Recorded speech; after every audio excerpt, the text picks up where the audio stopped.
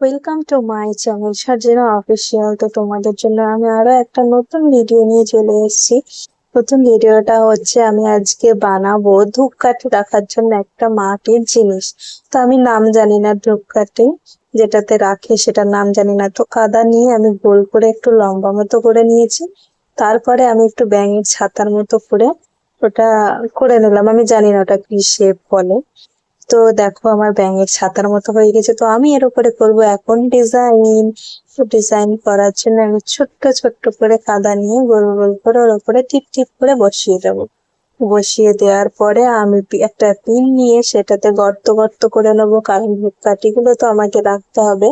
তো আমার ভিডিওটা যদি ভালো লাগে অবশ্যই তোমরা লাইক কমেন্ট শেয়ার করে দেবে। আর এরকম ভিডিও দেখার জন্য অবশ্যই কমেন্টে জানাবে। তো আমি এবার এটাকে শুকাতে দেবো। শুকাতে দেওয়ার পরে শুকানো যখন হয়ে যাবে তখন আমি রং করে তোমাদেরকে দেখাবো। তো দেখো আমি রং করেছি, কেমন হয়েছে তোমরা বলবে। তো আমি এবার রং করব। প্রথমে আমি এটা প্রাইমার করে নিচ্ছি সাদা রং দিয়ে, তারপরে আমি উপরটা রেড কালার করব। রেড কালার করার পরে আমি টিপ টিপগুলো সাদা সাদা সাদা রং দিয়ে কালার করে দেবো। দেখো কেমন হয়েছে, ভালো লাগলে অবশ্যই বলবে, চ্যানেলে সাবস্ক্রাইব করবে। Thank you.